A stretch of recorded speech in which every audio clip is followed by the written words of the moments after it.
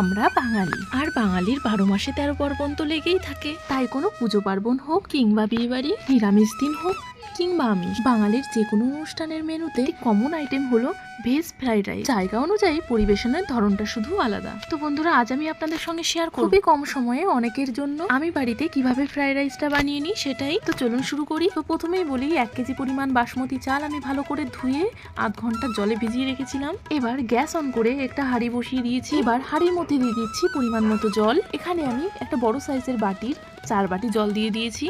এই হাঁড়িটাতে 1.5 কেজি চালের ভাত সহজেই বানিয়ে নেওয়া যায়। তাহলে বুঝতেই পারছেন হাঁড়িটা ঠিক কতটা বড় হতে পারে। তো এই হাঁড়ির অর্ধেক আমি জল পূর্ণ করে দিলাম। জল ভর্তি হয়ে গেছে। এবার একটা ঢাকনা দিয়ে ঢেকে দেবো। এবার গরম হওয়া পর্যন্ত অপেক্ষা করব। চলুন এদিকে আমরা সবজিগুলো কেটে নিই। সবজির মধ্যে আমি নিয়ে নিয়েছি বিনস, গাজর এবং ক্যাপসিকাম। এখানে আমি 100 গ্রাম বিনস নিয়ে নিয়েছি, 5টা গাজর নিয়ে নিয়েছি এবং একটা ক্যাপসিকাম।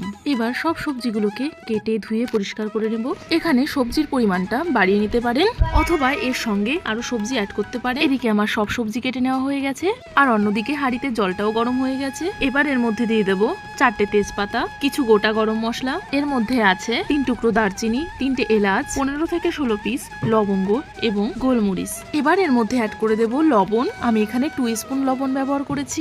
লবণের পরিমাণটা একটু বুঝে দিতে হবে। এবার এর মধ্যে দিয়ে দিচ্ছি 1 স্পুন সাদা তেল। তেলটা দেওয়ার কারণে ভাত জমাট বাঁধবে না, একেবারেই ঝরঝরে থাকবে। যাই হোক, এবার জল ঝরিয়ে নিয়ে সমস্ত চালটা দিয়ে দিচ্ছি। এই চালটা রান্না হতে খুব বেশি সময় লাগে না। চালটা দেওয়ার পর 10 থেকে 15 মিনিট রান্না করে নিলেই ভাত রেডি হয়ে যায়।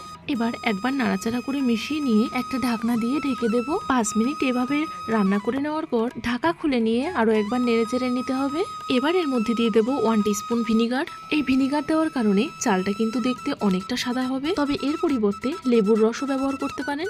আরো 5 মিনিট রান্না করে নিয়েছি। এবার এর মধ্যে দিয়ে দিচ্ছি 1/2 স্পুন ঘি। এই ঘিটা দেওয়ার ফলে স্মেলটা খুব সুন্দর আসে। এটা অপশনাল, আপনারা চাইলে নাও দিতে পারেন। ঘিটা দেওয়ার পর আরো 5 মিনিট নেড়েচেড়ে রান্না করে নিয়েছি। এদিকে চালটা প্রায় 98% সিদ্ধ হয়ে গেছে। এবার ভাতের মাঠটা ফেলে দিতে হবে। ভাতের মাঠ থেকে ভাতগুলোকে আলাদা করে নিয়েছি। ভাত যেহেতু 99% রান্না করা হয়ে গেছে, তাই হাঁড়ির মধ্যে থাকলে খুব বেশি গলে যেতে পারে। তাই ভাত অন্য একটা পাত্রে নামিয়ে নিতে হবে। এর জন্য আমি একটা বড় পাত্র নিয়ে নিয়েছি। এবার এর মধ্যে আমি ভাতগুলোকে ঢেলে নিচ্ছি। একটা খুন্তি কিংবা হাতার সাহায্যে ভাতগুলোকে চারিদিকে ছড়িয়ে দেব।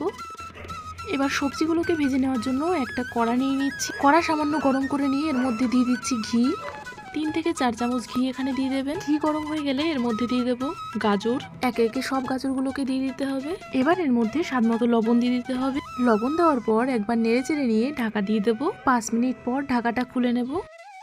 গাজর এখানে অনেকটা সিদ্ধ হয়ে গেছে। এবার এর মধ্যে আমি বাকি সবজিগুলো দিয়ে দেবো। বিনস এবং ক্যাপসিকাম দেওয়ার পর সামান্য লবণ দিয়ে এগুলোকেও ভালো করে ভেজে নেব। এবার সব সবজি 95% মতো সিদ্ধ হয়ে গেলে এর মধ্যে অ্যাড করে দেব কিছু ড্রাই ফ্রুটস। আমি এখানে কিছুটা পরিমাণ কাজু এবং কিছুটা কিশমিশ নিয়ে নিয়েছি। 2 থেকে 3 বার ধুয়ে নিয়ে সবজির মধ্যে দিয়ে দিচ্ছি। এগুলোকেও ভেজে নিতে হবে। ঘির পরিমাণটা একটু কম লাগছে, তাই একটু ঘি দিয়ে দিচ্ছি। এখানে সমস্ত ভাজাটাই আমি ঘি দিয়ে করেছি, আপনারা চাইলে সাদা তেলও ব্যবহার করতে পারেন। আচ্ছা, এবার যে ভাতটা আমি করে রেখেছিলাম তার মধ্যে দিয়ে দিচ্ছি চিনিটা আমি এখানে গুঁড়ো করে নিয়েছি। এটা দেওয়ার পরও একবার মিশিয়ে নিতে হবে। এবার ভেজে রাখা সবজিগুলো এর মধ্যে দিয়ে দিচ্ছি। সমস্ত ভাজা সবজিগুলোকে একবার মিশিয়ে নিতে হবে ভাতের সঙ্গে। এবার সামান্য ঘি গরম করে নিয়ে ভাতের মধ্যে দিয়ে দিতে হবে। আরও একবার মিশিয়ে নিতে হবে ভালো করে। ভেজ ফ্রাইড রাইস একদম রেডি। দেখলেন তো কত সহজেই বানিয়ে ফেলা যায় দুর্দান্ত স্বাদের এই রেসিপিটা। তো বাড়িতে একবার হলেও এরকম ভাবে ট্রাই করবেন, আশা করি ভালো লাগবে। তো ভিডিওটি যদি ভালো লেগে থাকে তাহলে অবশ্যই লাইক, শেয়ার, কমেন্ট করবেন। আর নতুন বন্ধু হয়ে থাকলে অবশ্যই সাবস্ক্রাইব করে পাশে থাকবেন। আজ বিদায় নিচ্ছি, দেখা হবে অন্য কোনো ভিডিওর সঙ্গে। তত সময় ভালো থাকবেন, সুস্থ থাকবেন। ভিডিওটির শেষ পর্যন্ত সাথে থাকার জন্য অনেক অনেক ধন্যবাদ।